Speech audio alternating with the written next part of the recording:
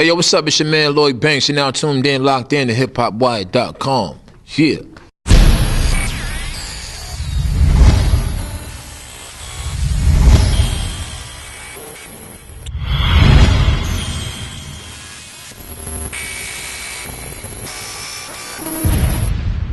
Hip Hop Wire, chilling with the legendary Lloyd Banks, the G Unit, one of the G Unit generals. Yeah. What's happening with you, fam? I'm good, man. What's up, brother? I'm good. All right. Now, y'all know you got the new album, Banks, about to drop. This is the third album, man? Yeah, this my third studio album. The title was Hunger for More, Part 2.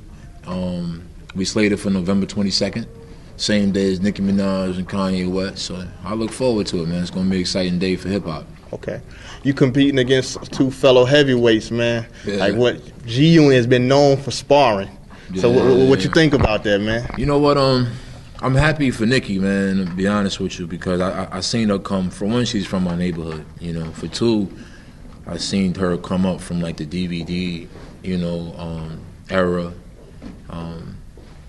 Not to say go outside of it, but she completely like created a whole nother Nicki, you know what I mean? So it still has that mixtape feel about her, you know. So she's dope. You know, I wish her the best. And Kanye, man, he reached out for me, you know, at a time where he didn't have to, and we put together a monster on the Started Up record, which is me, him, Fabulous, Ryan Leslie, and Swiss Beats. So, I mean, I'm gonna pick up all three of the records, you know, to be honest. But even if I wasn't a rapper, I would still pick up Kanye and Nicki for the simple fact that Kanye has a good ear and he puts out great bodies of work. Like, you could listen to the whole album, you know. And Nicki, I'm just off of the excitement alone. I want to hear what she can bring. Okay.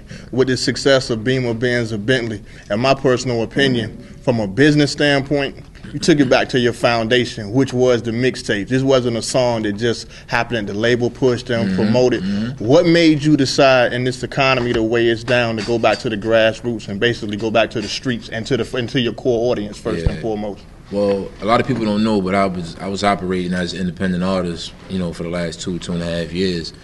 Following my second studio album, I was in the zone. I put out 5 mixtapes within a year, from September to September. And the last one was V5. It came out on, I think, when the ball dropped. So right after that, led into the new year, I dropped Beamer Benz that February. But the reason I went to the 5 mixtapes was because I'm somebody who's had commercial success, and I didn't want people to think that I didn't have a bulk behind it, or the new fans to think that this is my first record. So I wanted to keep eating up on the internet, because that internet is the new TV now. And you know, with that being said, the momentum of that carried over to Beamer, Benz, and Bentley, which made it. And I was independent, so I was able to ink the situation. It started with Rick Ross, because with him and 50 was going back and forth, I had to officer down response to him because he said my name. And then iTunes approached me, and then we made that deal happen. So we knew we was already in cahoots. So when the Beamer Benz dropped, I had it on sale for iTunes the same night I premiered it, you know, which helped the launch. And you know, now we 600,000 sold independent before the album, you know. So hopefully we can push with the album and get it to a platinum selling record. And you know, my position being independent, you know, my split is amazing. I want to thank, you know, first off, everybody who supported that movement and purchased that, you know, because it definitely affects me, you know. Yeah, man, and then they opened up the door for the deal, you know, because realistically, we didn't have a deal on the table at that point. So the success of that record turned into Def Jam calling, Interscope calling back, same label that released me, EMI.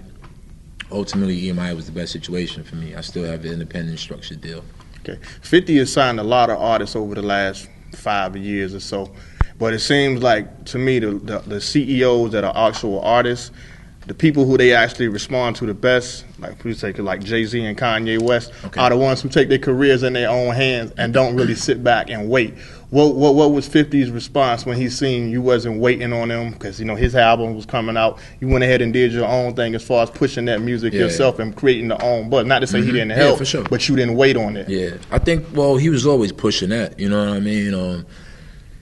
He always wanted me to go out. He always told me that, you know, and we homeboys, so the message is a little more blunt, you know what I'm saying? So with that being said, man, yeah, I had to get out there and do it. I never forget. We was in I think Africa. I think we was in Africa, and we was getting in the car, and I told him I was rapping the lyrics to another record called On a Double, which is on the new album, and he was like, "Nigga, you ain't hot." And I said, "All right, watch. Give me 2.5 weeks. I'm gonna have a record on rotation on radio." And he was like, "Nah, I know what you can do." I was like, "Nah, you don't know what I'm gonna do this time." At that time, I had already had Beamer, Benz, and Bentley recorded. I just didn't want 50 to hear it until I got it mixed. Okay. You know, so the record was mixed and mastered out of pocket. You know, I didn't want him to hear it until it was mixed down, ready. And you know, long story short, you know, here we are. And he told me that one day again on the plane, like, "Yeah, I remember you told me this shit was gonna pop, nigga." You know, so it was you know, he's happy, man, and a lot of people don't realize, you know, 50 pushes the button, you know, so all these things that's happening, you know, he's 100% with it, whether it's features or whatever it is, you know what I'm saying? 50 ain't on that shit. You know, he's just one of the most competitive artists we're gonna ever see. And you know, so a lot of the beefs that they talk about were sparked by other artists, you know what I'm saying? So the same thing with me, like, if I feel like, you know, it's worth it or whatever, and you say something about me, I'm gonna have a response. It's hip hop. You know, when football players line up on the field, we know they hit each other when they say hike, but we don't know what they say before they say hike. He could say, "Nigga, your mother's in the locker room." He could say, "Your father's a bitch ass nigga." You don't know what he's saying to spark the collision. Is what I'm saying. So I think they watch us too close. They watch a real vocal sport. And what's ironic about y'all is a lot of people take it more seriously than you are. You all look at it as a competition and kind of really laugh at the whole thing and use it for motivation. But a lot of times it's not even like it's going to jump off. Not to say that it can't, but some people take it a little bit more seriously. It can definitely, certain situations. I think that maturity plays a big part. You know, it's like when I came in the industry, I'm 19, 20 years old. So my entourage is 18, 19, some 17, you know what I mean? And it's just young and dumb at that point. So it's a lot more misunderstandings. It ain't too much room for talk it out or maybe I'm wrong or none of that. You know what I mean? I think as you get older, you start realizing, you start being able to differentiate what's the rap shit, you know what I mean, aside from, you know, a passionate problem with somebody. And I think in order to have that kind of a problem with somebody, you have to have history. You have to know this man or something like that. So I think a lot of rappers wake up with the syndrome and feel like they're number one. So when they write their music, you know, subconsciously they just write towards whoever's number one. So it gets subliminal. But you know, last thing you want is to be 30 years old or 40 years old at the red carpet next to somebody who you rapped about, and you know what I mean? And now you're older and feel stupid about it because you're sitting in the room with some. You didn't have to say that about it. Part of the reason why I apologized to Ashanti, it's like at that time it was all war and everybody, you know what I mean? But now that I'm older, you know, I understand that it could have affected somebody else, family or whatever. So so I apologize. Not too many people would get one though. Okay, that's what's up. Hey, yo, what's up? It's your man, Lloyd Banks. You're now tuned in, locked in to hiphopwire.com. Yeah.